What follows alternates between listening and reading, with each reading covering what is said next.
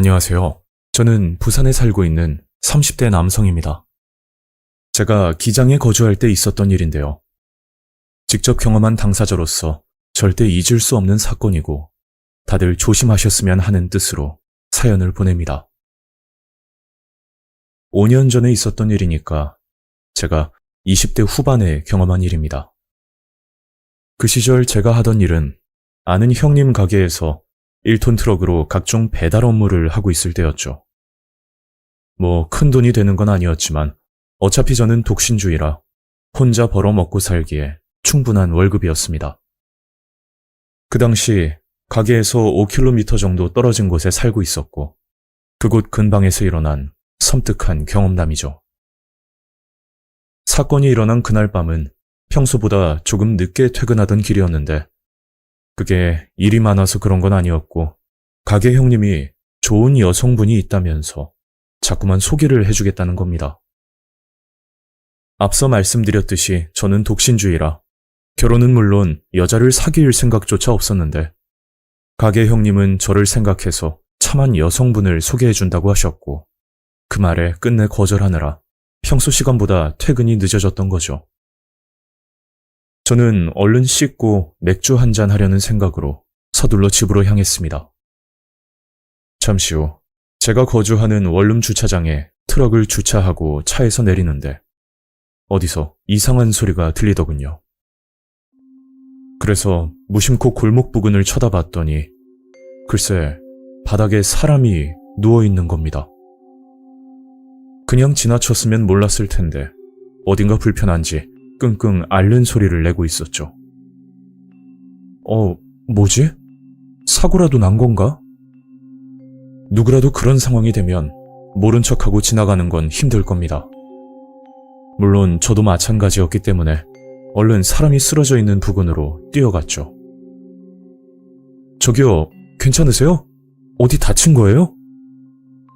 가까이 가보니 저와 비슷한 나이대의 여성이었고 다리를 다친 건지 꽤나 힘들어 보이는 모습이었습니다. 저는 그 여자를 일으키고 나서 119에 전화를 하려고 하는데 갑자기 제 팔을 잡고 말을 하더군요. 아니에요. 괜찮아요. 다친 게 아니고 제가 가끔가다 다리에 쥐가 나서 그런 거예요. 119까지는 안 불러주셔도 되는데. 저 혹시 안 바쁘시면 부탁 한 가지만 해도 될까요? 그래서 무슨 부탁이냐고 물었더니 본인 휴대폰 액정이 깨졌다고 전화 한 통만 써도 되냐는 말이었죠. 무슨 사정인지는 모르겠지만 전화 정도야 크게 어렵지 않은 부탁이기에 선뜻 휴대폰을 건넸습니다. 그 여자는 어디론가 전화를 걸더니 아무 말 없이 한참 휴대폰만 들고 있었고 얼마 지나지 않아 다시 휴대폰을 돌려주더군요. 이거 큰일 났네. 친구가 전화를 안 받네요. 여자가 하는 말은 친구가 여기 근방으로 이사를 왔고 친구에게 문자로 주소를 받았답니다. 여자는 친구 집을 찾다가 갑자기 다리에 쥐가 나서 넘어졌고 그 바람에 휴대폰 액정이 깨졌는데 주소를 잊어버려 난감한 상황이라는 말이었죠. 정말 죄송한데요. 친구한테 전화가 올 수도 있으니까 잠깐만 같이 있어주시면 안 될까요? 좀 전 제 휴대폰으로 친구에게 연락을 했으니 조금만 기다려달라고 했고 솔직히 그냥 집으로 가고 싶었지만 여자 혼자 두고 가기에는 마음이 편하지 않아서 잠깐만 같이 있어주기로 했었습니다. 그 여자는 저와 같이 있으면서 개인적인 질문들을 계속하던데 여자친구가 있는지, 이상형은 어떻게 되는지 그런 걸 계속 묻더군요. 요즘 말로 플러팅을 한다고 보면 되는데 계속 저에게 관심이 있는 것처럼 질문들을 했었습니다. 하지만 제가 무뚝뚝하게 대답하고 별 반응이 없자 그 여자는 무안했는지 다른 곳만 쳐다보고 있었죠. 그런데 그 시점부터 여자의 행동이 뭔가 좀 이상하다고 느껴졌는데 그게 누가 봐도 티가 날 정도로 주변을 두리번거리고 있더군요. 찾으세요? 아니요. 그런 건 아니고요. 분명 대답은 아니라고 했지만 지나가는 사람을 살피는 것처럼 수상한 행동을 반복하는 겁니다. 저는 5분 정도만 더 있다가 그냥 집으로 가야겠다 그런 생각을 하고 있었는데 그때 뒤에서 처음 보는 아저씨가 다가와 저에게 말을 걸더군요. 어이, 오랜만이다. 여기서 또 만나네? 네? 야, 임마. 장난 그만하고 술이나 한잔하러 가자. 생판 얼굴도 모르는 사람이 다가와 아는 척을 하니까 순간 당황스러워서 어이가 없었습니다. 그 아저씨는 제 어깨에 손을 올리더니 저희 집과 반대 방향으로 저를 끌고 가더라고요. 아니, 왜 그러세요? 이거 나요. 그렇게 그 여자와 자연스럽게 헤어지게 되었고 어느 정도 거리가 떨어지자 그제야 아저씨가 입을 열었죠. 많이 놀랐죠? 미안해요. 사실 내가 이 근방 주택에 살고 있는데 아까부터 보니까 너무 위험해 보여서요. 그리고 아저씨는 지금까지 목격했던 이야기를 해주는데 너무 소름이 끼치고 무서웠습니다. 아저씨는 저희 집 맞은편 단독주택 2층에 살고 있었는데 친구와 테라스에서 이야기를 나누고 있던 중 이상한 걸 목격했다고 하더군요. 20분 전쯤이었나? 남자와 여자가 나란히 골목에서 길을 걷고 있었는데 여자가 혼자서 앞으로 뛰어가더니 갑자기 바닥에 누워버렸고 같이 있던 남자가 누워있던 여자를 모른 척하고 가더랍니다.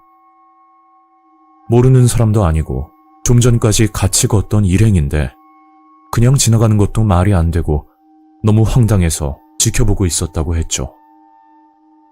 남자는 여자를 지나쳐 걸어가더니 갑자기 차 뒤에 숨어 그 자리에 가만히 서 있었고 잠시 후 제가 나타나 그 여자를 도와주고 있었답니다. 그런데 여자가 전화를 걸고 있을 때 조금 전 숨어있던 남자가 이상한 수신호를 했다고 하더군요.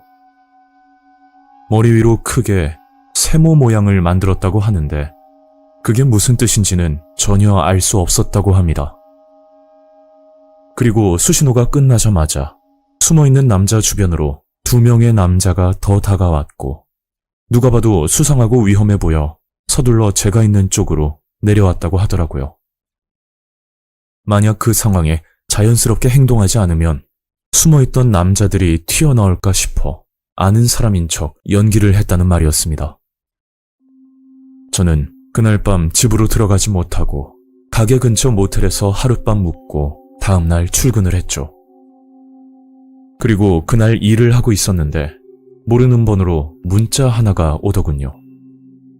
문자 내용은 사냥 실패라는 말과 함께 뒷부분에는 제가 살고 있는 주소까지 적혀 있었습니다. 문자를 보자마자 너무 무서워서 저는 휴대폰을 들고 경찰 신고 접수까지 했지만 실질적으로 피해가 없는 사건이라 그런지 적극적으로 대응을 해주지 않았죠. 다음날 저희 집 맞은편에 살고 있던 저를 구해준 아저씨를 찾아갔고 문자를 보여주면서 그놈들이 주소까지 알고 있다는 말을 해줬더니 그 아저씨도 이사갈 집을 알아보고 있다는 겁니다. 사실 그날 밤 저를 구해주고 나서 집으로 들어왔는데 새벽 시간 어떤 여자가 찾아와 문을 두드렸고 잠깐이면 되니까 계속해서 문을 열어달라고 했다더군요. 아마 아저씨가 추측하기에는 그놈들 계획이 실패하자 타깃을 받고 아저씨를 찾아온 게 아닐까 하는 생각이 들었다고 합니다. 아저씨에게 감사하면서도 한편으로는 죄송스럽기까지 했었고 저도 급하게 집을 구해 결국 이사를 하게 되었죠. 아직도 섬뜩한 건 제가 만약 독신주의가 아니고 이성에 관심이 많았다면 더욱 위험해졌을 거라 생각이 듭니다. 그 여자는 누가 봐도 남자들이 좋아하는 스타일이었고 시간을 끌기 위해 그랬던 건지 말할 때마다 스킨십을 하는 게 특징이었죠. 그놈들이 말하는 사냥 실패라는 말이 인신매매를 뜻하는 걸지도 모른다는 생각이 들어 아직도 소름이 돋습니다. 도대체 무슨 이유 때문에 이런 짓을 하는지 모르겠지만 무턱대고 아무나 도와주면 안 된다는 걸 다시 한번 느꼈네요. 만약 여러분들에게 저와 비슷한 경우가 생긴다면 정말 조심하길 바랍니다.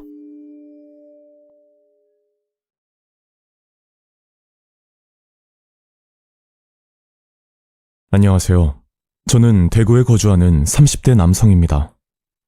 이 이야기는 저희 친누나의 전 남편, 매형에게 있었던 일인데 순간의 판단으로 돌이킬 수 없는 비극을 불러왔던 사건 중에 하나라 볼 수 있습니다. 때는 3년 전, 저희 누나가 전 남편인 매형을 만나 결혼을 한 지 대략 1년 차쯤에 있었던 일입니다. 누나가 매형을 처음 집으로 데리고 왔을 때 저희 부모님께서 심하게 반대를 하셨는데 그 이유가 바로 매형의 직업 때문이었죠. 매형은 평범한 직장인이 아니었고 20대 때부터 술 장사를 하고 있었는데 그것도 일반 가게가 아니고 아가씨들을 불러 손님들을 접대하는 조금 문란하다고 볼 수 있는 그런 주점이었습니다. 저희 아버지는 교사직으로 공무원 생활을 하면서 굉장히 바르게 살아왔던 분이라 그런지 더욱 매형의 직업이 마음에 들지 않는다고 하면서 오랜 기간 반대를 하셨지만 자식 이기는 부모가 없듯이 끝내 결혼을 허락하고 매형을 친아들처럼 받아주셨죠. 그렇게 1년간은 큰 문제 없이 잘 살고 있었는데 어느 날 매형에게 전화가 한 통 걸려왔었습니다. 저놈, 요즘 뭐하고 지내? 뭐 별일 없지? 네, 저야 뭐 똑같죠. 매형도 잘 지내시죠? 나야 뭐 잘 지내지. 근데 처남, 내가 할 말이 좀 있는데 이게 전화로 하기에는 좀 그렇고 혹시 내일 시간 어때? 내일은 오후쯤에는 괜찮을 것 같아요. 아, 그래. 그럼 카페에서 차나 한잔 할까? 아, 그리고 너희 누나한테는 나 만난다고 말하지 말고. 알겠지? 저는 전화를 끊고 나서 한참 생각을 해봤는데 평소 안부 말고는 매형과 이런 대화를 하지 않았던 터라 혹여나 누나와 무슨 문제가 있는 건 아닐까 그런 걱정까지 들었습니다. 그리고 다음 날 매형을 만나기 위해 약속 장소로 나갔는데 그 자리에는 매형 말고도 어떤 여자가 앉아있더라고요. 처남 왔어. 여기 이분은 내가 잘 아는 보험 설계사 분이신데 이번에 진짜 좋은 상품이 하나 있다고 해서 갑자기 처남 생각이 나는 거야. 그래서 힘들게 모시고 왔지. 알고 보니 매형이 저를 보자고 했던 이유가 보험 가입 때문이었고 저는 뭔가 속았다는 느낌과 함께 그 순간은 기분까지 좋지 않았었죠. 매형, 이건 좀 아닌 것 같은데요. 갑자기 불러내서 보험 가입이라뇨. 죄송한데 먼저 가봐야 될 것 같아요. 그러자 매형은 갑자기 눈물까지 흘리면서 제게 하소연을 하기 시작하는 겁니다. 처남, 진짜 한 번만 부탁할게. 어떻게 안 될까? 무릎까지 꿇으면서 매형은 제게 부탁을 했고 저도 그 모습에 마음이 약해져 어쩔 수 없이 보험을 하나 가입하게 되었죠. 처남, 진짜 고맙다. 내가 다음에 술 한잔 살게. 그리고 누나한테는 절대 말하면 안 돼. 부탁할게. 매형은 이 사실을 비밀로 해달라며 신신당부를 했고 저도 왜 이런 일을 벌이는지는 모르겠지만 뭔가 말 못할 사정이 있을 거라 생각하고 매형을 이해하려고 했었습니다. 그리고 한 달 정도 지났을 무렵 또다시 매형에게 전화가 걸려왔었는데 이번에는 이런 얘기를 하더라고요. 처남, 밥은 먹었어? 그게 다름이 아니고 혹시 아는 지인 중에 보험 가입하려는 사람이 좀 있을까? 예? 제 주변에 그런 사람이 어딨어요. 매형, 요즘 무슨 일 있어요? 아니야. 알겠어. 수고하고 다음에 연락하자. 그 전화를 마지막으로 한동안 매형의 연락은 오지 않았는데 어느 날 정말 믿기 힘든 끔찍한 소식을 듣게 되었습니다. 그날 누나의 연락을 받았고 그 내용은 매형이 쓰러져 응급실에 실려갔다는 위급한 전화였는데 그 전화를 받고 나서 곧장 병원 응급실로 찾아갔었죠. 병원에 도착하자마자 본 매형은 잠이 든 모습이었는데 앞전에 봤던 것과 다르게 매형의 안색이 썩 좋지 않아 보였습니다. 그리고 누나에게 상황 설명을 들었는데 저는 그 말을 듣고 경악을 금치 못했었죠.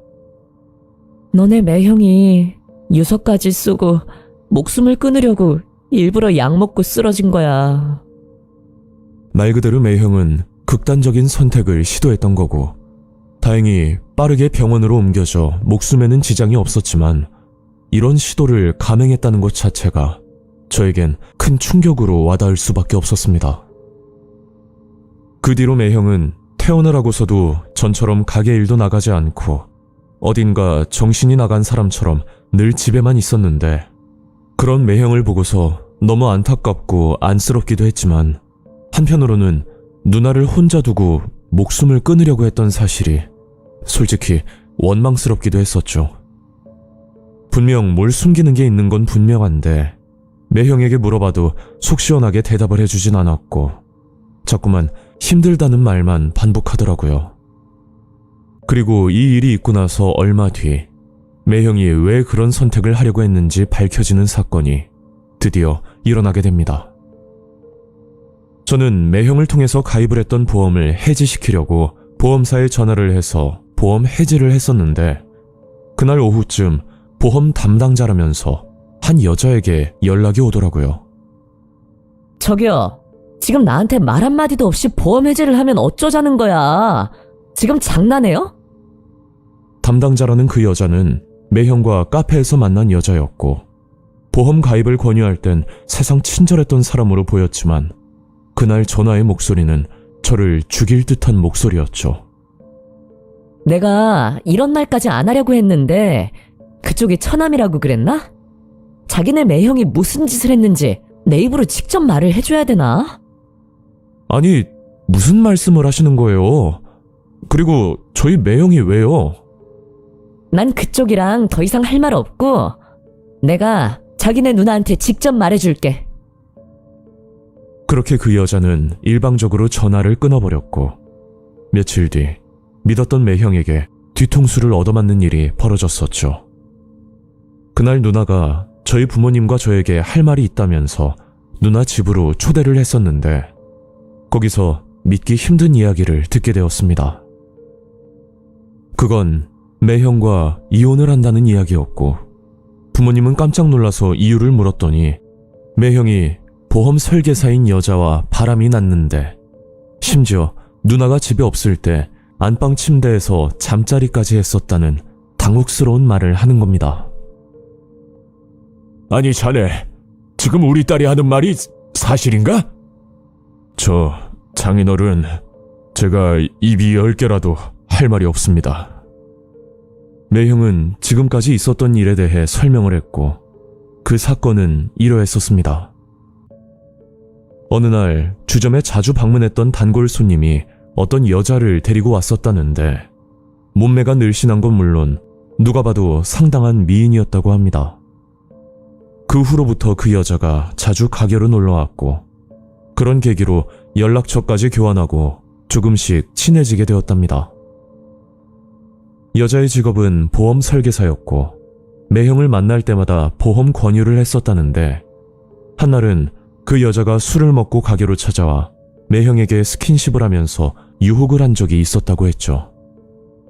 거기에 빠져버린 매형이 그 여자와 불륜을 저질렀고 처음에는 서로 좋았지만 시간이 지나고 둘의 관계가 나빠지자 여자는 본인이 피해자라고 매형을 협박하기 시작했었답니다. 그러니까 그 여자의 입장은 매형이 유부남인지도 몰랐고 본인은 매형에게 전부 속은 거라면서 태도를 180도 바꾸고 지속적으로 매형을 괴롭혔다고 하더라고요. 이 사실을 저희 누나에게 들키면 가정이 깨지는 건 시간 문제라 그 여자와 완만하게 합의를 하려고 부탁을 했더니 글쎄 보험 가입을 위해 사람을 소개해주면 끝까지 비밀을 지키겠다고 약속을 했고 매형은 고민 끝에 저를 불러 보험 얘기를 꺼냈던 겁니다. 그런데 제가 보험을 해지한 걸 알고 나서 화가 난 여자는 모든 사실을 저희 누나에게 밝혔고, 이 이야기를 듣고 누나는 이혼을 결심하게 된 거죠.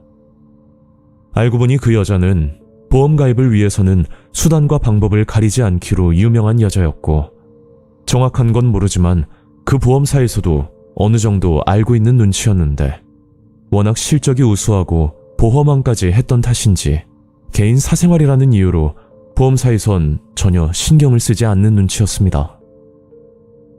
결국 매형과 이혼을 하고 나서 누나는 혼자만의 삶을 잘 살고 있고, 이건 가끔 아버지가 하시는 말인데, 결혼 전부터 반대를 했던 게 꼭 직업 때문만은 아니었고, 언젠가 한 번은 일이 터질 것 같다는 그런 느낌이 강하게 들어서 더 반대를 했었다고 말씀을 하시더라고요. 요즘 따라 사람을 믿고 만나는 것도 힘든 세상인데, 결혼까지 했음에도 서로 신뢰가 무너지는 일도 생기는 법이니, 앞으로 저도 좀 더 신중하게 사람을 만나야 될 것 같다는 생각과 함께 이와 비슷한 일이 더 이상 일어나지 않았으면 하는 바람에 이렇게 제보를 하게 되었습니다.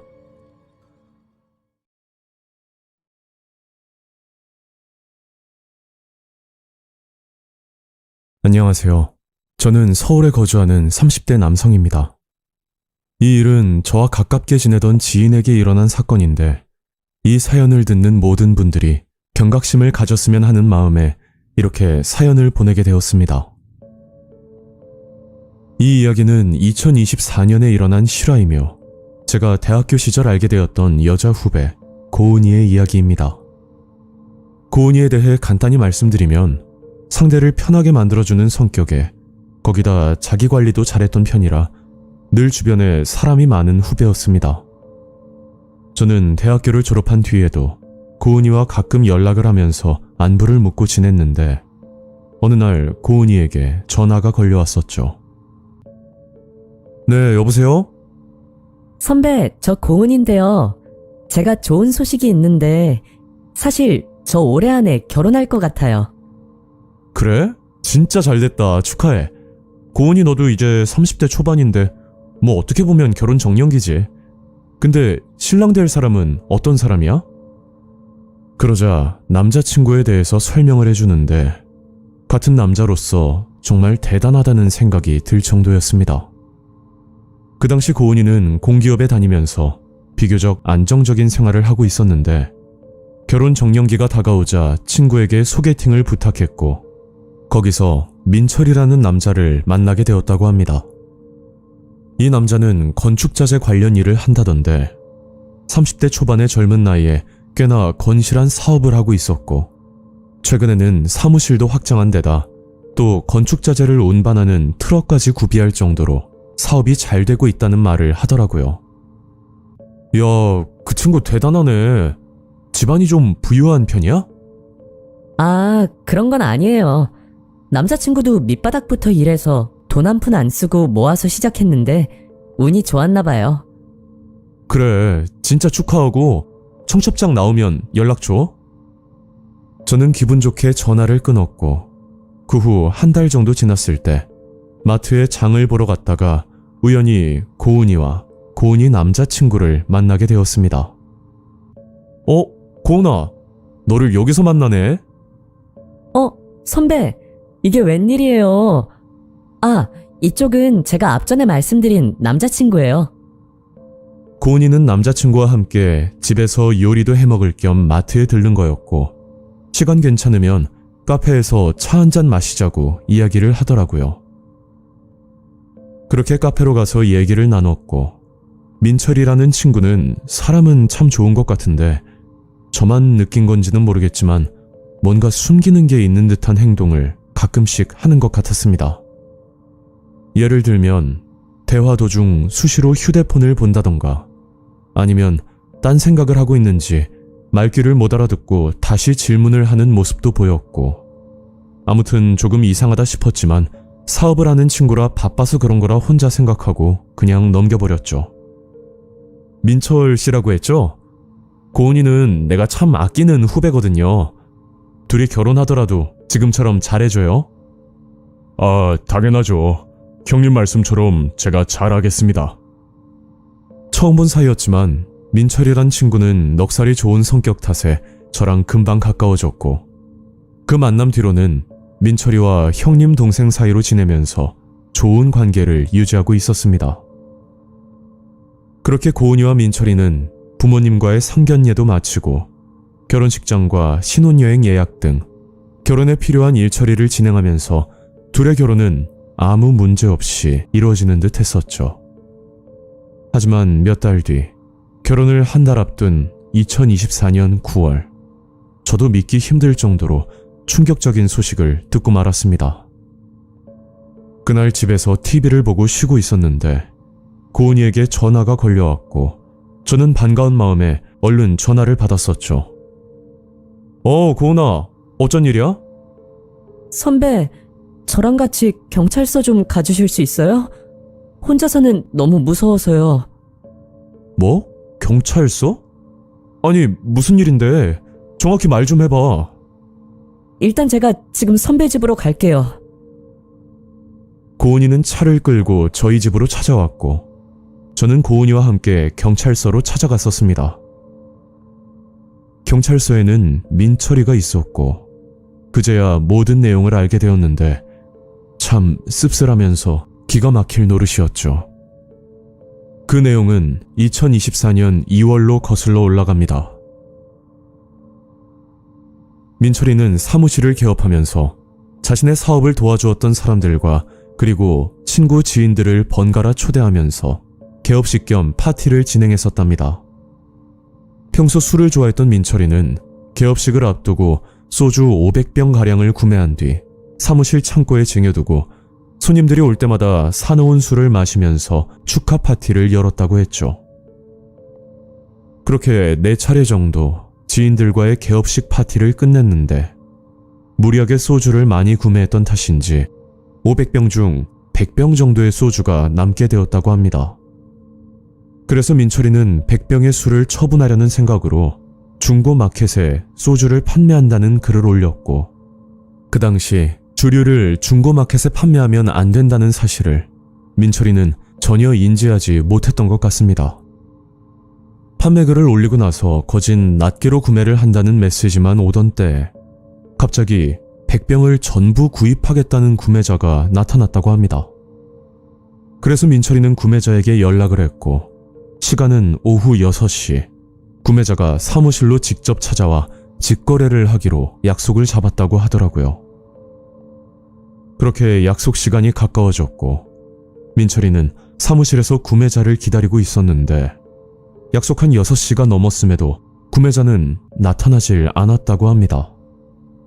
일명 거래 파기를 당했다고 생각을 했고 그냥 집으로 들어가려고 준비를 하고 있는데 때마침 구매자에게 연락이 오더랍니다. 그 내용은 구매자에게 급한 볼일이 생겨 밤 10시쯤 거래를 해도 되냐는 말이었고 마침 그날 스케줄이 없었기 때문에 구매자를 한 번 더 믿어보기로 했다고 했죠. 민철이는 사무실에 앉아 게임을 하면서 구매자를 기다렸고 정확히 밤 10시에 구매자가 사무실로 찾아왔었다고 합니다. 그런데 반전이었던 건 소주 100병을 사러 온 구매자가 20대 초반의 대학생으로 보이는 여자였는데 몸매는 물론이고 외모까지 뛰어난 그런 모습의 여자였답니다. 그 여자가 했던 말이 대학교의 행사 때문에 술을 구입하는데 혼자서 소주 100병을 직접 옮기기 힘들 것 같다고 실례가 안 되면 자신의 집까지 가져다 주실 수 있냐고 부탁을 했었다고 하더라고요. 민철이는 고민 끝에 흔쾌히 수락을 했고 차량에 소주를 싣고 나서 그 여자와 함께 여자의 집으로 이동을 했었답니다. 생각보다 그리 가까운 거리는 아니었고 차를 타고 이동하면서 여러 대화를 나눴다고 하는데 굉장히 사교성이 좋아 보였다고 합니다. 그 여자는 민철이에게 나이와 사는 곳은 어디인지 그리고 민철이 같은 남자가 자신의 이상형이라는 그런 말을 서슴없이 하면서 자꾸만 호감을 표시했다고 했죠. 민철이는 이 여자가 왜 이러나 싶은 생각에 당황스럽긴 했었지만 별 대수롭지 않게 넘어갔었고 한참을 달린 뒤 학생들이 많이 거주하는 원룸 건물 앞에 도착을 했었답니다. 여자의 집은 3층이었는데 여자 혼자서 3층까지 소주를 옮기는 게 힘들어 보이기도 했고 이왕 도와주는 거 집 앞까지 들어주기로 마음먹고 현관 앞까지만 술을 날라줬다고 하더라고요. 그런데 사건은 거기서 벌어지게 되는데 그 여자가 민철이를 보고 너무 고생을 했다면서 음료수를 권했고 어쩌다 보니 민철이는 여자와 이런저런 이야기를 나누게 되었다고 했죠. 그 여자는 술을 한잔 하자면서 민철이를 꼬드겼고 그렇게 민철이는 그 집으로 들어가 여자와 술을 마시게 되었는데 이 과정에서 민철이는 술에 취해 그대로 잠이 들었다고 합니다.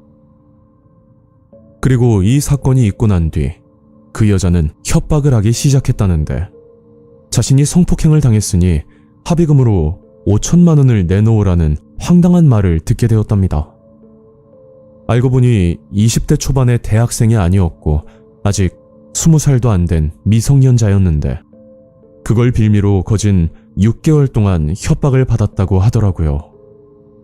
민철이는 절대 그런 일이 없었다고 이 상황에 돈을 주게 되면 본인이 성폭행범이라고 인정을 하는 부분이기 때문에 일부러 돈을 주지 않고 끝까지 버티고 있었다고 합니다.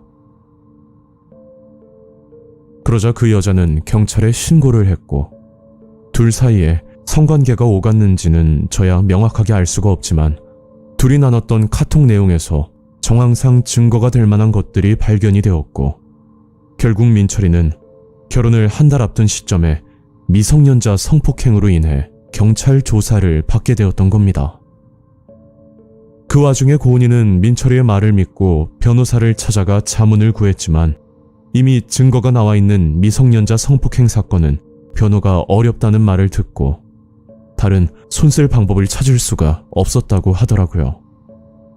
그 후로 민철이는 징역형을 선고받고 고은이와의 결혼은 파혼으로 결말을 맺게 되었습니다. 그런데 얼마 뒤 이 사건을 담당했던 조사관에게 의미심장한 말을 들었다고 하는데 그 말은 미성년자인 학생들이 중고마켓을 통해 성인 남자들과 만남을 가지고 나서 성폭행을 당했다고 신고를 하는 사건이 요즘 활개를 치고 있다는 사실을 들었다고 합니다. 저는 제3자 입장에서 민철이와 그 여자 사이에 어떠한 일이 있었는지는 알지 못하지만 한 가지 분명한 건 중고거래를 통하여 그 누구든 범죄의 표적이 될 수 있다는 점입니다. 현재는 주로 수도권에서 이런 사건들이 유행을 한다고 하는데 만약 중고거래를 하실 때 어딘가 좀 미심쩍거나 또는 과도한 부탁을 하는 경우라면 단호하게 피하시길 권고드립니다.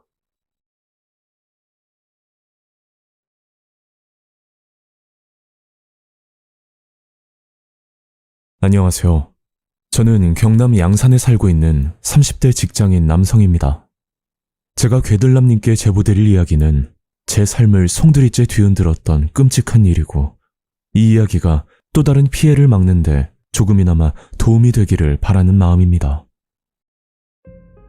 저는 어릴 적부터 누구보다도 화목한 가정을 이루고 싶어 했고 그 영향 때문인지 그 당시 여자친구와 1년 정도 연애 후 32살에 결혼을 하게 되었죠. 저는 저와 아내를 꼭 닮은 아이를 간절히 원했지만 저와 다르게 아내는 딩크족을 고집했었고 그 문제로 아내와 의견 충돌이 자주 일어나곤 했었습니다. 하지만 아이를 포기할 만큼 아내는 제게 너무나 소중한 사람이라 저는 아내의 뜻을 따라주며 서로 취미생활도 같이 하고 비교적 행복한 결혼 생활을 이어나갔었죠.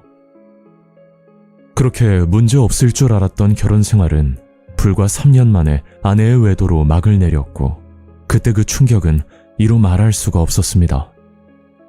너무 믿고 사랑했던 아내였기 때문에 더 큰 상처를 받았고 그 후 2년간은 죽을 만큼 힘든 시간을 보냈었죠. 시간이 흘러 제가 37이 되던 해 더 늦기 전에 다시 좋은 사람을 만나 가정을 꾸리고 아이를 가져야겠다는 생각이 들었고 저는 나름대로 갖가지 노력을 했었습니다. 동호회는 물론 다양한 사람을 만날 수 있는 각종 모임을 나가 열심히 활동을 했었지만 좀처럼 마음에 맞는 사람을 찾기가 어려웠죠. 그러던 어느 날 돌싱들이 모여있는 카페를 알게 됐고 저는 별 기대를 하지 않고 카페를 가입하고 활동을 하게 되었습니다. 며칠간 카페 활동을 하고 있다가 서울에 거주한다던 34살의 수미라는 여성분을 알게 됐고 서로 대화를 나누면서 조금씩 가까워지게 되었는데 수미 씨는 저처럼 이혼의 아픔을 겪은 사람이라 그런지 저와 공통점이 굉장히 많은 사람이었죠. 그때부터 수미 씨와 밤낮으로 메시지를 주고받으며 대화를 나눴고 저도 모르는 사이에 좋은 감정이 생기게 되었습니다. 그렇게 한 달쯤 연락을 주고받았을 때 서로 마음이 통했는지 만나자는 약속을 잡게 됐고 저는 서울로 올라가 드디어 수미 씨를 만나게 되었죠.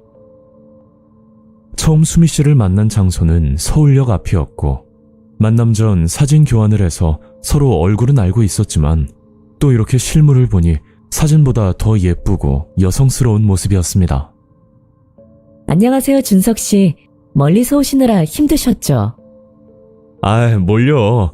수미 씨 만나러 오는 길이라 그런지 피곤한 줄도 몰랐어요.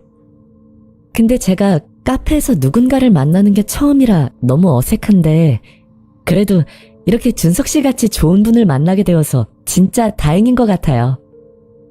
수미 씨는 수줍음도 많고 여리여리한 모습의 그런 여성이었는데 그런 모습을 보니 왠지 모르게 보호해주고 싶고 지켜주고 싶다는 마음이 들었습니다.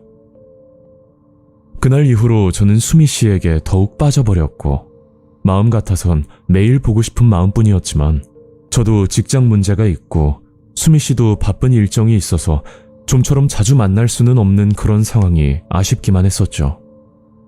게다가 저는 경남에 거주하고 수미 씨는 서울에 살고 있었으니 왕복 8시간이나 걸리는 장거리 연애라 2주에 한 번 정도 겨우 만날 수밖에 없었습니다.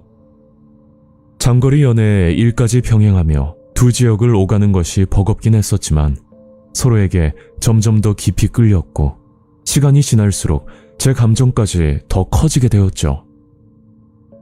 그렇게 수미 씨와 행복한 연애를 이어간 지 반년 정도 되던 날 수미 씨에게 전화 한 통이 걸려왔었는데 그건 생각지도 못한 이야기였습니다. 준석 씨, 제가 할 말이 있는데요. 이걸 어떻게 말해야 될지. 준석 씨, 제가 생리를 안 해서 혹시나 하는 마음에 임신 테스트기를 해봤는데 2줄이 나온 거예요. 그래서 병원에 갔다 왔는데 글쎄, 우리 아기가 생겼대요. 저는 상상도 하지 못했던 사실이라 솔직히 당혹스럽긴 했지만 이내 이루 말할 수 없는 감정을 느꼈습니다. 누구보다 아이를 원했던 저였기에 수미 씨의 임신 소식은 너무 기쁘기만 했었고 저와 같이 수미 씨도 아이를 원하는 입장이라 저희들은 아이를 낳기로 하고 미래에 대해서도 이야기를 주고받게 되었죠. 준석 씨, 우리 아기 태명은 뭘로 지을까요? 글쎄요, 튼튼이 어때요? 그나저나 아기가 수미 씨를 닮아서 너무 예쁠 것 같아요. 정말요? 저는 우리 아기가 준석 씨 닮은 듬직한 아들이면 좋겠어요. 그리고 제 꿈이 현모양처거든요. 제가 준석 씨랑 결혼하면 옆에서 내조하면서 잘 지낼 수 있을 것 같아요. 저는 수미 씨를 더욱 애틋하게 여기면서 수미 씨가 먹고 싶다거나 필요한 것이 있으면 아낌없이 챙겨주면서 행복한 날들을 보내고 있었습니다. 그리고 시간이 지나자 수미 씨는 입덧을 하기 시작했고 날이 갈수록 입덧이 심해져 음식을 먹는 것은 물론 냄새를 맡는 것조차 힘들어하게 되었죠. 그러다 어느 날 수미 씨와 영상통화를 하고 있었는데 수미 씨가 너무 힘들다면서 하소연을 한 적이 있었습니다. 준석 씨, 저 어쩌죠? 입덧이 갈수록 심해지고 이제 회사 나가는 것도 힘들어요. 그래요? 그럼 잠시 일을 쉬는 건 어때요? 몸도 안 좋은데 무리하지 말고요. 네? 그럼 제가 일을 쉬면 당장 생계는 어떻게 해요? 제가 벌어야 생활이 되는데. 그 말을 듣고 한참을 고민하다 저는 수미 씨에게 일을 그만두라고 말을 했고 아직 결혼은 하지 않았지만 미래의 아내가 될 수미 씨와 그리고 뱃속의 아이를 위해서 제가 희생을 해야겠다는 생각이 들었습니다. 그날부터 저는 수미 씨에게 매달 월세, 생활비 명목으로 한 달에 300만 원씩 입금을 했고, 그 당시 제 벌이가 넉넉한 편은 아니었지만 수미 씨와 아이를 위해 투잡까지 하면서 열심히 돈을 벌었었죠. 힘들게 돈을 버느라 수미 씨가 있는 서울에는 자주 갈 수가 없었지만, 그 와중에 다행인 건 수미 씨의 언니가 근처에 살고 있어서 같이 병원도 다니며 잘 챙겨준다는 사실에 조금은 마음을 놓을 수가 있었습니다. 가끔 수미 씨는 초음파 사진을 보내주면서 제게 고맙다고 말을 했고, 저는 곧 태어날 아기만 생각하면서 더 노력을 하면서 지냈었죠. 그러던 어느 날, 저는 수미 씨에게 일을 한다고 거짓말을 하고 수미 씨를 놀래켜줄 생각으로 수미 씨가 사는 서울로 깜짝 방문을 한 적이 있었습니다. 그리고 수미 씨 집 근처에서 수미 씨에게 전화를 걸었는데, 그날따라 전화 통화가 되질 않았고 저는 차 안에 앉아서 수미 씨의 연락을 기다리던 중이었죠. 그렇게 얼마간 시간이 지나고 저는 믿을 수 없는 광경을 마주하고 말았습니다. 그건 수미 씨가 다른 남자와 손을 잡고 걸어가는 모습이었는데, 그걸 보고 너무 당혹스러워서 머리가 새하얘졌고, 그 순간은 아무 말도 아무 행동도 할 수가 없었습니다. 잠시 뒤 수미 씨는 그 남자와 집 앞에서 인사를 하고 헤어졌고, 저는 그제야 차에서 내려 곧장 그 남자를 따라가 말을 걸었었죠. 저기요, 잠시 이야기 좀 나눌 수 있을까요? 네? 누구신데 그러세요? 저 혹시 수미 씨와는 어떤 사이세요? 저요? 저는 수미 남자친구인데요. 근데 뭐 때문에 그러세요?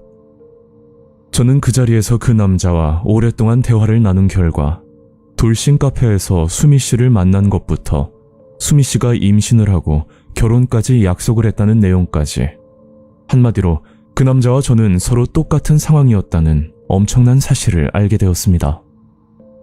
저는 너무 충격을 받고 그 남자와 함께 수미 씨를 찾아가 이 상황에 대해 물어보기로 했었죠. 수미 씨, 이게 다 무슨 일이에요? 그리고 이 남자는 도대체 누군지 솔직하게 말해봐요. 저는 격앙된 목소리로 수미 씨에게 물었고, 옆에 있던 그 남자도 어이가 없다는 표정으로 수미 씨를 쳐다보고 있었습니다. 그러자 수미 씨는 한참을 망설이더니 억장이 무너지는 말을 꺼내더라고요. 저 어쩌다 보니까 두 분과 마음이 잘 맞아서 제가 결정을 내릴 수가 없었어요. 저도 고민을 많이 했었는데 그게 쉽지 않더라고요. 그리고 제 아이는 솔직히 누구 아이인지도 모르겠어요. 수미 씨는 눈물을 흘리면서 말을 했고, 그 자리에서 무릎까지 꿇으면서 용서를 빌었습니다. 그 후로 저는 수미 씨에게 이루 말할 수 없는 배신감을 느꼈지만, 뱃속의 아이가 제 아이일지도 모른다는 생각이 자꾸만 들어 쉽게 헤어지기도 힘든 상황이었죠. 그런데 얼마 뒤 수미 씨에게 문자 한 통을 받게 되었고, 그 내용은 수미 씨가 유산을 했다는 내용이었습니다. 그리고 그 연락을 끝으로 수미 씨는 잠적을 해버렸죠. 지금 생각하면 임신을 했다는 수미 씨의 말은 거짓이라고밖에 생각이 들지 않고, 제가 수미 씨에게 받은 임신 테스트기 사진, 그리고 초음파 사진 또한 인터넷에서 구해온 사진이라고 그렇게 예측할 수밖에 없었습니다. 저는 행복한 가정을 그리며 최선을 다했지만, 이런 일을 겪고 나니 사람에 대한 마음의 문을 닫아버린 상태입니다. 상식적으로 이해할 수 없는 사람들이 너무나 많은데, 다른 사람의 돈을 뜯어내고 감정을 가지고 장난을 치면서 사기를 치는 사람들이 있다는 현실이 정말 무서울 따름이었죠. 온라인 만남은 항상 조심하시고, 저처럼 섣부른 판단으로 돌이킬 수 없는 상처를 받는 일이 없기를 간절히 바라는 마음입니다.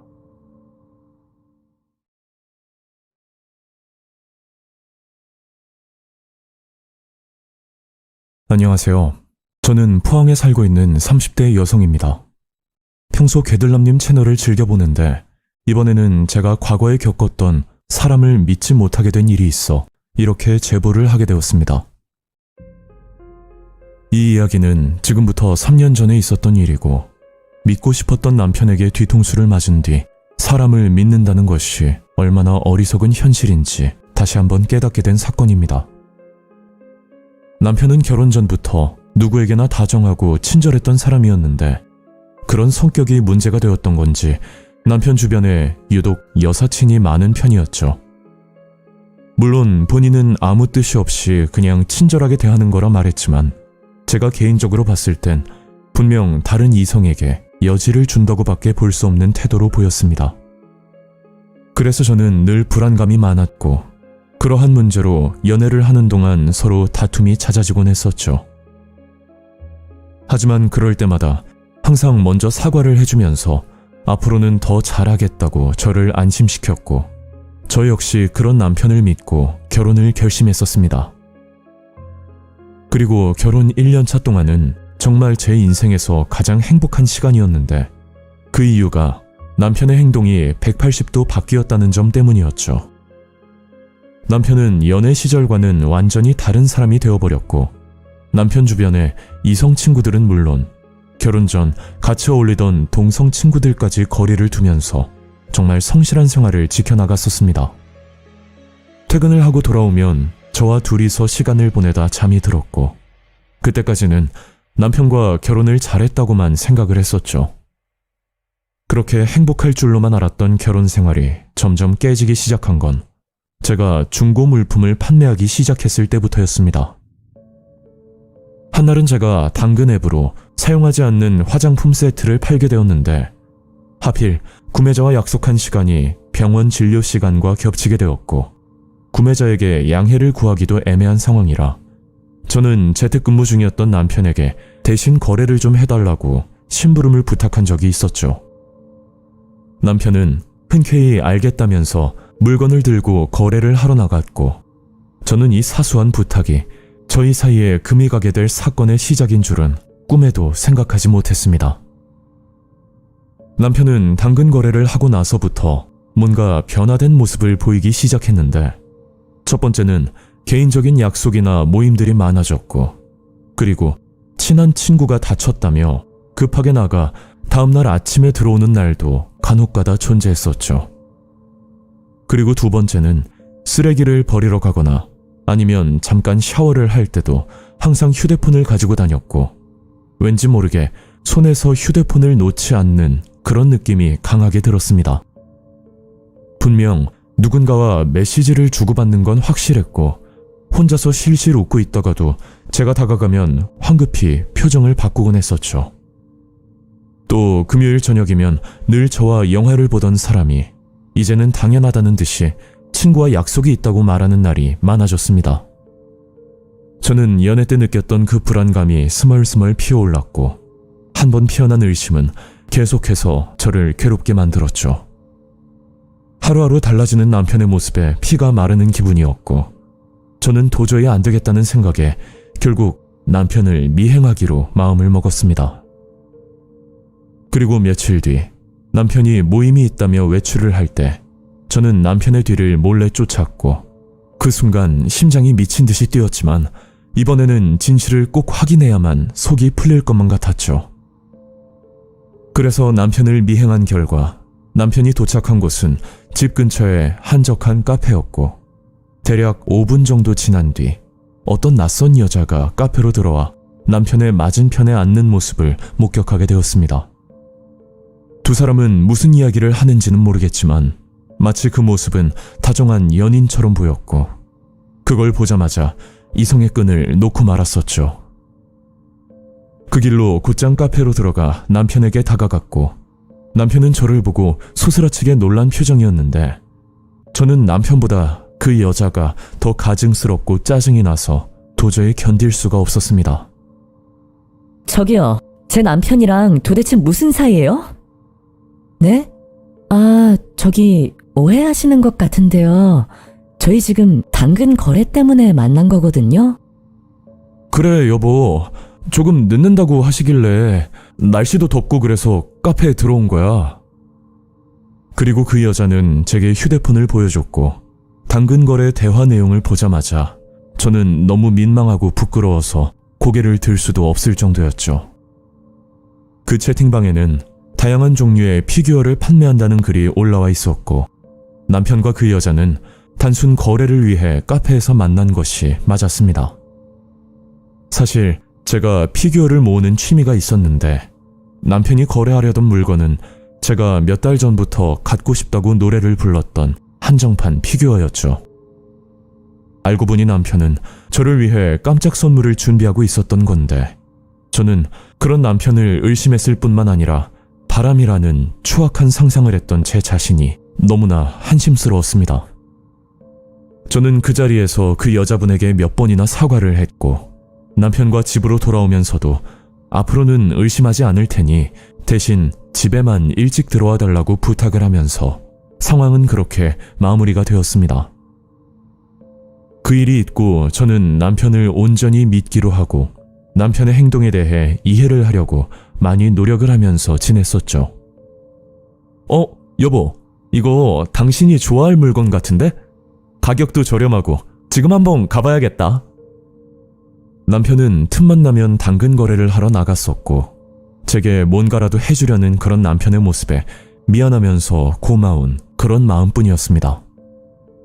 하지만 얼마 뒤 저희 집으로 한 남자가 찾아오면서 이 모든 믿음은 산산조각이 나고 말았었죠. 초인종 소리에 현관을 열었더니 처음 보는 한 남자가 보였고, 그 남자의 표정은 아주 싸늘하게 보였는데, 제가 무슨 일이냐고 묻자 그 남자는 저희 남편 이름을 말하면서 이런 말을 꺼내는 겁니다. 지금부터 제 말 잘 들으세요. 댁의 남편이 제 아내와 바람이 나서 이렇게 찾아왔거든요. 그 남자의 말은 저희 남편과 본인의 아내가 불륜 관계라는 충격적인 말이었는데, 처음에는 그 말을 믿지 않았지만 그래도 얼굴도 모르는 남이 저희 집까지 찾아와 이런 말을 한다는 것 자체가 분명 무슨 일이 있기 때문에 찾아온 거라는 그런 불길한 생각이 들었습니다. 아니, 무슨 근거로 그런 말씀을 하시는 거예요? 뭐 증거라도 있어요? 그러자 그 남자는 얼마 전부터 아내의 행동이 의심스러워 흥신소에 의뢰를 했다고 하는데, 흥신소에서 제공받은 증거 사진과 그리고 차에서 녹음된 음성들을 제게 보여주더라고요.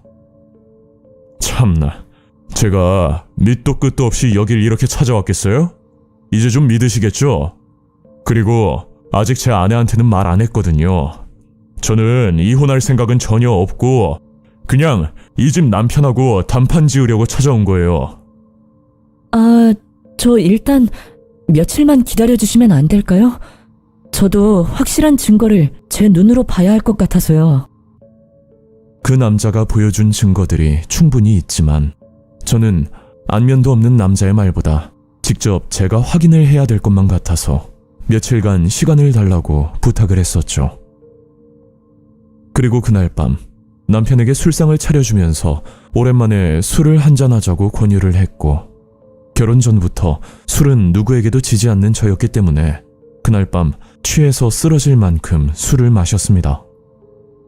남편은 취기가 올랐는지 그 자리에서 쓰러져 잠이 들었고, 저는 그 틈을 타서 남편 손가락을 가져다가 남편의 휴대폰을 몰래 열어보았습니다.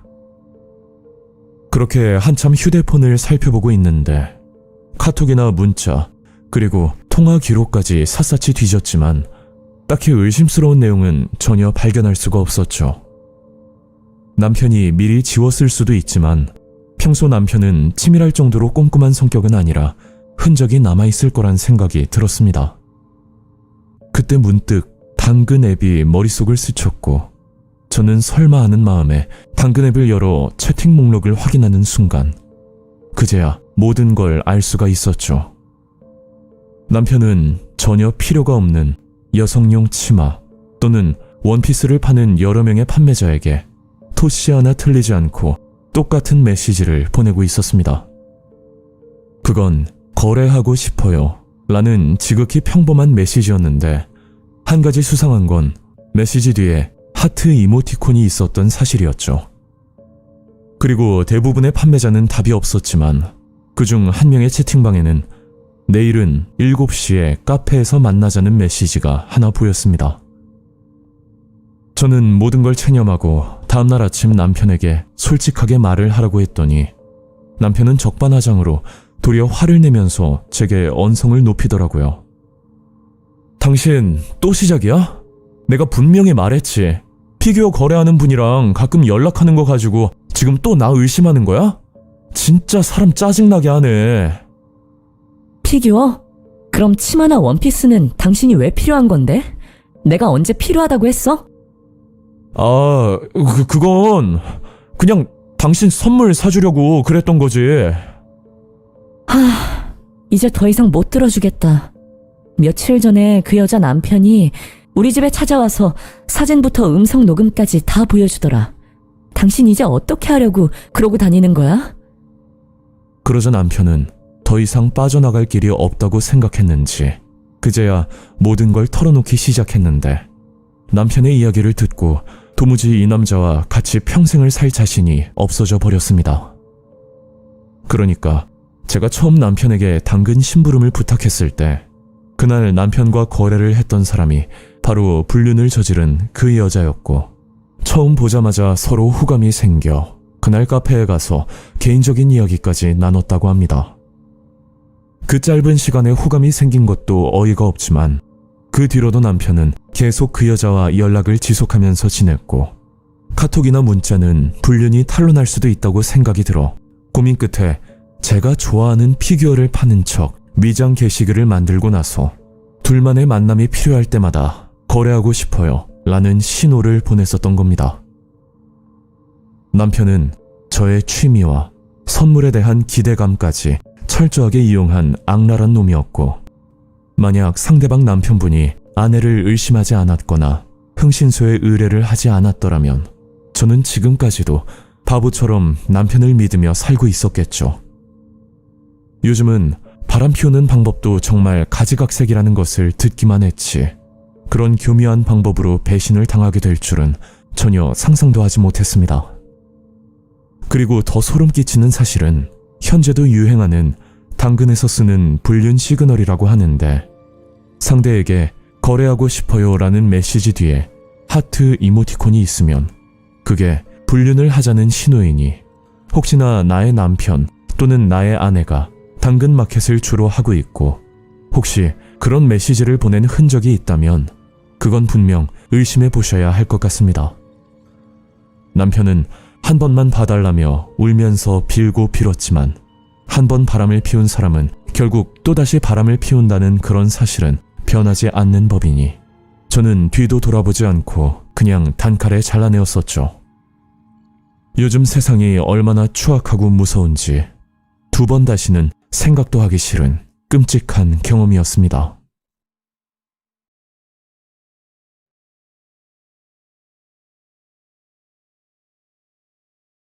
안녕하세요. 저는 인천에 거주하는 20대 여성입니다. 이 일은 제가 대학교 생활을 할 때 있었던 일인데 너무 소름이 끼치고 충격적인 사건입니다. 지금부터 3년 전 제가 22살 때 겪은 일이었죠. 그 당시 저는 대학교를 다니던 학생이었고 여러 가지 사정 때문에 학교 근처 원룸방에서 혼자 자취를 하고 있을 때였습니다. 그리고 여기서 거주한 지 약 10개월 정도 지났을 무렵 한날은 주인 아주머니께 아주 황당한 이야기를 듣게 되었죠. 저기 301호 학생, 내가 학생 때문에 얼마나 스트레스를 받는지 알아? 네? 아니, 무슨 말씀인지 잘 모르겠어요. 글쎄, 지금 주변에서 시끄럽다고 하루에도 몇 번씩 항의 전화가 오는데 내가 미치겠어 정말. 집안에서 구두 소리도 들리고 또 하루 종일 물 트는 소리까지 들린다고 하는데 도대체 왜 그러는 거야? 아무튼 조심 좀 해줘. 내가 부탁할게, 응? 주인 아주머니는 본인 말만 하고 나가버리셨고 저는 그 말을 듣고 너무 어처구니가 없었습니다. 사실 11시부터 5시까지는 제가 집에 없는 시간이었고 그리고 집안에서는 슬리퍼를 신고 돌아다니기 때문에 집안에서 구두 소리가 난다는 건 상식적으로 이해가 가지 않는 말이었죠. 거기다 저는 샤워를 오래 하는 편이 아니라 종일 물 트는 소리가 난다는 것도 전혀 사실무근이었습니다. 그 당시 너무 억울한 심정이었지만 그래도 서로 조심해서 나쁠 건 없다고 생각해서 저는 최대한 소리를 내지 않고 조심스럽게 지내고 있었죠. 그런데 얼마 뒤 또다시 집주인 아주머니께 주의 좀 해달라는 전화를 받았고, 저는 너무 스트레스를 받아서 1년 계약이 끝나자마자 여기서 이사를 가려고 마음을 먹었습니다. 하지만 계약 기간까지는 2달이나 남은 상황이었고, 그 시간을 버티기가 쉽진 않겠지만 그래도 한번 참아보기로 결심을 내렸었죠. 그리고 일주일 뒤 엘리베이터에서 한 여자를 마주치게 되었고, 같이 엘리베이터를 타고 올라가고 있었는데 그 여자가 저를 부르더니 이런 말을 꺼내는 겁니다. 저기 혹시 몇 호세요? 아, 저 301호요. 근데 왜요? 아, 저 잠깐 시간 되면 5분만 얘기 좀 해요. 그렇게 그 여자를 따라 엘리베이터에서 내려 대화를 나눴고, 저는 이야기를 듣다 보니 정말 미치고 환장할 노릇이었죠. 저기 있잖아요. 저는 아랫집에 사는 201호인데요. 혹시 저한테 악감정 있으세요? 제가 참고 산 지가 벌써 6개월째예요. 집에 사람 좀 그만 들이시면 안 돼요? 하루 종일 소음 때문에 미치겠다니까요. 아니, 저는 낮에 집에 있지도 않고요. 그리고 저녁에 씻고 바로 잠드는데 무슨 소음이 나는 건지 모르겠는데요. 저는 원룸복도에서 그 여자와 한참 실랑이를 벌였고, 결국 조심해달라는 말을 끝으로 각자 집으로 들어갔었습니다. 이 일 때문에 수업에도 지장이 생기고 저도 점점 예민해져서 친구에게 짜증까지 냈었는데, 이런 제가 이상하다고 생각이 들었는지 한날은 친구가 저를 보고 심각하게 이야기를 꺼낸 적이 있었죠. 미진아, 너 요즘 무슨 일 있어? 혹시 뭐 그날이야? 아니, 그냥 이것저것 신경 쓸 게 좀 많아서 그래. 야, 뭔데? 말을 해봐. 저는 유일하게 하나뿐인 남사친에게 그동안 있었던 일을 어렵게 꺼냈고, 제 얘기를 들은 친구는 제가 생각지도 못한 이야기를 꺼냈었는데, 그 말을 듣고 나니 너무 소름이 끼치더라고요. 미진아, 내가 몇 달 전에 아는 선배한테 들은 얘기거든? 내가 말하는 게 정답은 아닌데 혹시 네가 집에 없을 때 누가 너희 집에 들어오고 뭐 그런 거 아니야? 아니, 내가 아는 선배도 현관문 비밀번호를 어떻게 알아냈는지는 모르겠는데 선배가 집에 없을 때 막 들어오고 뭐 그랬다고 하더라고. 친구 말을 듣고 나니 어쩌면 그런 일이 있을 수도 있겠다는 생각이 스쳤고, 그날따라 혼자서 집에 들어가는 게 엄두가 안 나서 그날 친구에게 저희 집안을 확인해달라고 부탁을 했었습니다. 그래서 친구와 같이 집으로 들어와 집안을 샅샅이 뒤졌는데 딱히 누가 들어왔다는 흔적은 전혀 찾을 수가 없었죠.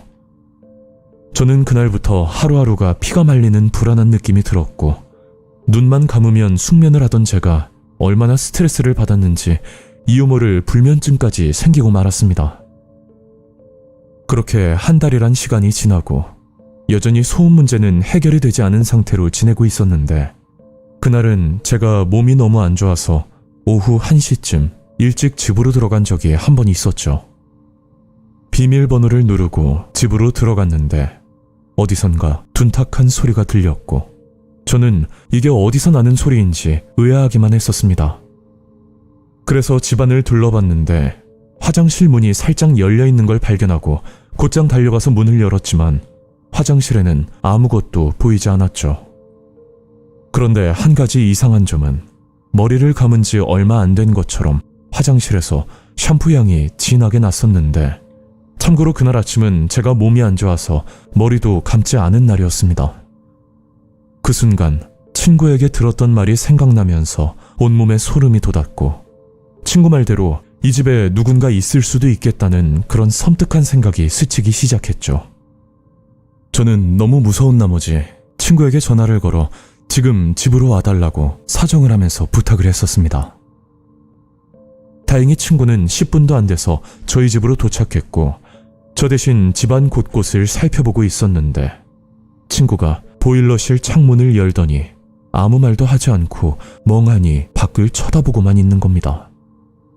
그래서 저도 그쪽을 한번 쳐다봤었는데 3층 베란다 난간에 어떤 여자 하나가 매달려 서 있었고, 저는 너무 충격을 받아서 집주인 아주머니께 전화를 걸었었죠. 경찰 신고보다 먼저 주인 아주머니께 전화를 걸었던 건 주인 아주머니가 4층에 직접 거주를 하고 계셔서 경찰보다 해결이 빠를 거라는 생각뿐이었습니다. 제 생각대로 주인 아주머니는 곧장 저희 집으로 오셨고 도착하자마자 베란다 난간에 있던 여자를 집으로 끌어당겼는데 그때 또 한 번 충격을 받고 말았었죠. 알고 보니 베란다 난간에 있던 여자는 긴 생머리 가발을 쓴 남자였고 그 남자가 입고 있던 옷들이 바로 제 옷이라는 걸 그제야 확인할 수 있었습니다. 그런데 갑자기 주인 아주머니의 태도가 180도 바뀌면서 제게 한 번만 봐달라고 사정을 하는 겁니다.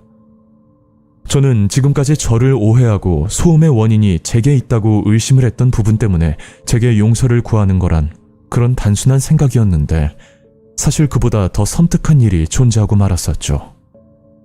저희 집에 들어온 그 남자의 정체는 바로 주인집 아주머니의 막내 아들이었고 주인 아주머니가 용서를 구하는 건 경찰에 신고하지 말고 좋게 넘어가 달라는 너무 뻔뻔한 요구였습니다. 옆에서 그 말을 듣고 있던 제 친구가 경찰 불러서 얘기하자고 주인 아주머니에게 따졌더니 주인 아주머니는 얼마가 필요하냐면서 금액을 말하라고 하는데 정작 저희 집에 들어왔던 주인집 아들은 제게 미안하다는 사과 한마디도 하지 않았었죠. 돈을 떠나서 그동안 제가 사는 집에서 도대체 무슨 짓을 했냐고 솔직하게 말을 해달라고 했고 저는 사건의 실체를 알게 되면 알수록 점점 더 치가 떨리고 무섭기만 했었습니다. 이 사건이 있기 몇 달 전 주인 아주머니가 벽지를 새로 해준다며 저희 집 현관 비밀번호를 물어본 적이 있었고 제가 그때 수업을 듣고 있던 중이라 별 생각 없이 문자로 비밀번호를 알려준 적이 있었죠.